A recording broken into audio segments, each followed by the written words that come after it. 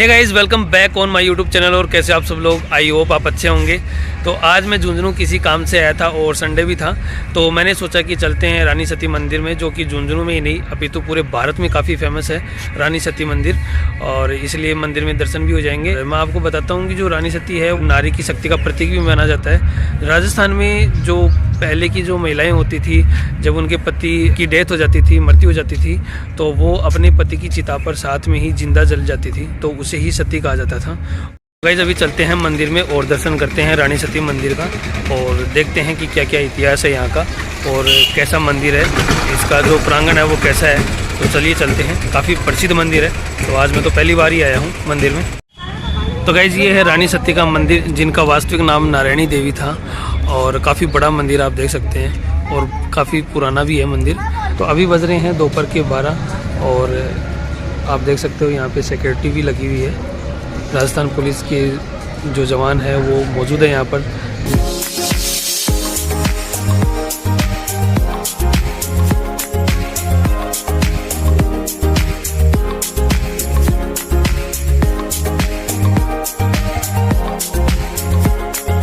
में प्रवेश कर चुके हैं। ये आप देख सकते हैं रानी सती मंदिर का प्रांगण है, काफ़ी बड़ा प्रांगण है और अलग अलग तरीके की वास्तुकारी की गई है। यहाँ पर पार्क भी बने हुए हैं, फाउंटेन भी लगा हुआ है, और बिल्डिंग देख सकते हैं, काफ़ी बड़ी बिल्डिंग्स हैं चारों तरफ। यहाँ पर ठहरने की भी उचित व्यवस्था है, बहुत ही अति उत्तम व्यवस्था कर रखी है। यहाँ पर कार्यालय भी मौजूद है, जहाँ पर आप संपर्क कर सकते हैं ठहरने के लिए या खाना खाने के लिए।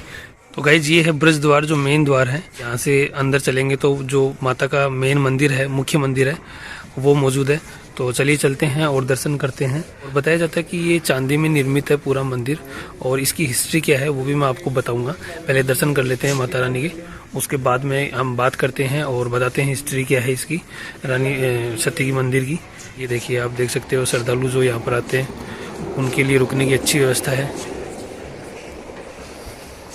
यहाँ पर जूते वगैरह खोलने के लिए रैक्स बने हुए हैं, जहाँ पर अपने जूते या चप्पल जो भी है वो इजीली खोल के रख सकते हैं, जो कि सुव्यवस्थित रूप से आपको मिलेंगे।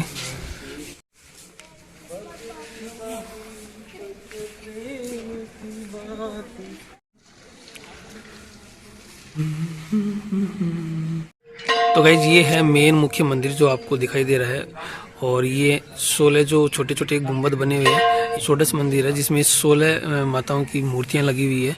तो चलिए चलते हैं। देखो, सती माता में फ़ोटो खींचना सख्त मना है, लेकिन कोशिश करते हैं, अगर हो पाया तो मैं आपको दर्शन ज़रूर करवाऊंगा। तो और ये गैलरी है, तो इधर से श्रद्धालु वगैरह जाते हैं और माता के दर्शन करते हैं मेन मुख्य मंदिर में। तो चलिए चलते हैं।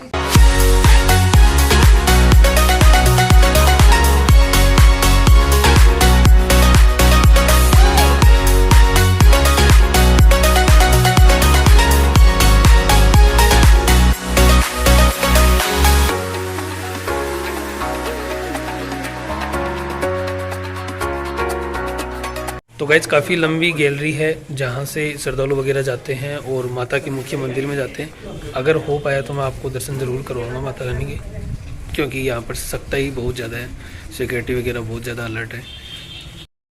तो गाइज, मैंने मुख्य मंदिर के दर्शन कर लिए हैं। बहुत ही खूबसूरत मंदिर है, बहुत ही अच्छा मंदिर है, और अंदर से पूरा मंदिर चांदी में बना हुआ है। दैट मीन्स कि जो इसके पिलर वगैरह हैं, मंदिर का गेट है, और माता जी की जो मूर्ति है वो सब चांदी में कवर्ड है।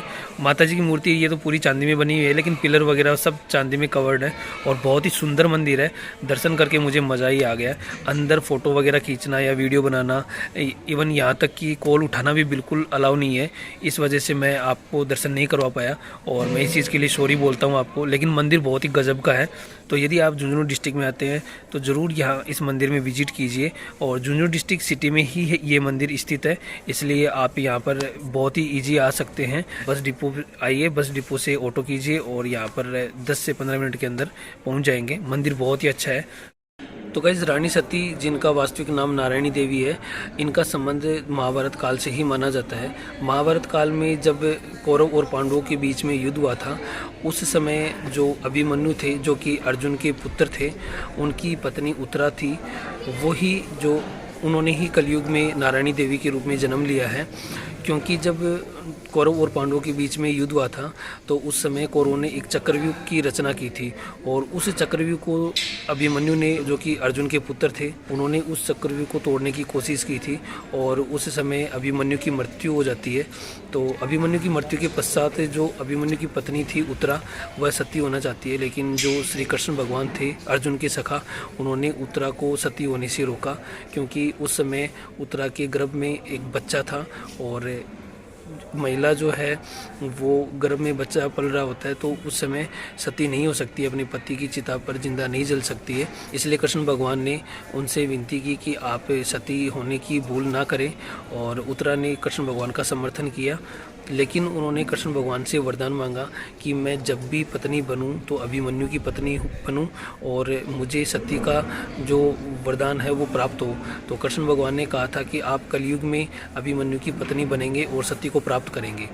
तो ये सब पूरी एक रचना है जो कि महाभारत काल से जुड़ी हुई है। तो गाइस, उत्तरा ने, जो अभिमन्यु की पत्नी थी, उन्होंने कलयुग में 13वीं सदी के समय राजस्थान के डोकवा गांव में नारायणी देवी के रूप में जन्म लिया और उनका जो विवाह है वो हिसार के रहने वाले जालीराम जालान के पुत्र थे तंदन, उनके साथ इनका नारायणी देवी का विवाह संपन्न हुआ और काफ़ी खुशहाल ज़िंदगी थी। विवाह है जो जीवन था वो काफ़ी खुशहाल था, लेकिन जो हिसार के राजा थे उनका पुत्र था, उनको तंदन का जो घोड़ा था, जो कि एक विलक्षणी घोड़ा था, अर्थात कि जो सामान्य घोड़ा था उनसे बिल्कुल अलग था, वह उस राजा के पुत्र को पसंद आ गया और उस राजा के पुत्र ने तंदन से उस घोड़े की मांग की, लेकिन तंदन ने मना कर दिया। इसके पश्चात राजा के पुत्र ने तंदन से द्वंद्व युद्ध करने के लिए कहा और युद्ध के दौरान तंदन ने राजा के पुत्र को मार गिराया, जिसके बाद राजा क्रोधित हो गया और तंदन वहाँ से गाँव छोड़कर यहाँ पर राजस्थान में आ गया। लेकिन राजा जो थे वो काफ़ी क्रोधित थे और उन्होंने तंदन का पीछा किया और राजा ने धोखे से तंदन का नारायणी देवी के सामने ही वध कर दिया, मार गिराया। जिसके बाद नारायणी देवी को क्रोध आया और उन्होंने नारी शक्ति का परिचय देते हुए खुद तलवार उठाई और राजा तथा उसकी सेना को पूरी को मार गिराया। और उन्होंने फिर जो घोड़े के रखवाली करने वाला राणा था उनसे कहा कि आप मेरे लिए लकड़ी लेकर आइए और मैं पति के साथ अब जिंदा जलना चाहती हूँ, सती होना चाहती हूँ। तो फिर उस राणा ने भी मांग की थी कि मैंने इस घोड़े की देखभाल की है, उन्होंने कहा कि आपका भी नाम मेरे साथ पुकारा जाएगा और इसी वजह से नारायणी देवी को रानी सती कहते हैं। और उसमें जो वर्ड रानी है, जो रानी वर्ड है, वो उस राणा के लिए जिसने जो तंदन के घोड़े की देखभाल करता था उसके लिए ये शब्द यूज़ किया गया है। और सती माता जो हैं वो तो आपको पता ही है, नारायणी देवी थी, जिन्हें आज के समय में दादी जी के नाम से भी जाना जाता है। तो ये हिस्ट्री बड़ी ही रोचक है, जो कि एक नारी शक्ति का और एक सतीत्व का जो मतलब परिचय देती है, अपने पति के प्रति अपने मतलब पतिव्रता होने का परिचय देती है, जो कि बहुत ही खूबसूरत कहानी है। आपको ये हिस्ट्री कैसी लगी और ये मंदिर कैसा लगा, आप मुझे कमेंट सेक्शन में ज़रूर बताना। गाइस, मैं आ गया हूँ अभी खाना खजाना, जो कि झुंझुनू का काफ़ी अच्छा रेस्टोरेंट है और यहाँ पर फास्ट फूड वगैरह सारी चीज़ें अवेलेबल हैं, खाना भी अवेलेबल है। तो कुछ खाते हैं, थोड़ा बहुत चलते हैं अंदर और भूख लग रही है तेज़। तो गाइस, ये है काउंटर और यहाँ पर ऑर्डर वगैरह कर देंगे। तो आप देख सकते हैं मेनू वगैरह है, काउंटर पे भी मेनू है और आप अपनी सीट पर बैठकर भी ऑर्डर कर सकते हैं। मेनू वहाँ सीट पर भी अवेलेबल है। मैंने पिज़्ज़ा ऑर्डर किया है। तो गाइस, खाना खजाना जो रेस्टोरेंट है ये झुंझुनू का काफ़ी अच्छा रेस्टोरेंट है और काफ़ी बड़ा रेस्टोरेंट है, हर चीज़ अवेलेबल है, फास्ट फूड से लेकर खाना वगैरह सब अवेलेबल है। काउंटर से टोकन लीजिए और टोकन सबमिट कर दीजिए, उसके बाद में आपका ऑर्डर तैयार हो जाएगा और आप आराम से बैठ के खाना खा सकते हैं, जो भी आप खाना चाहें खा सकते हैं।